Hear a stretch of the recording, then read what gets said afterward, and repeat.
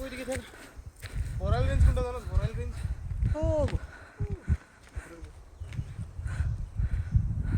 এটা বরাল রেঞ্জ পড়ে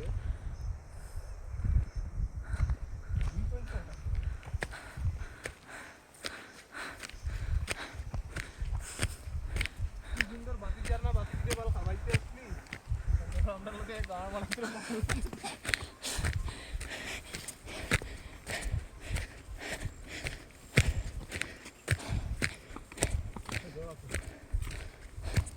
মুখিয়া বলি চলে গেছে নাকি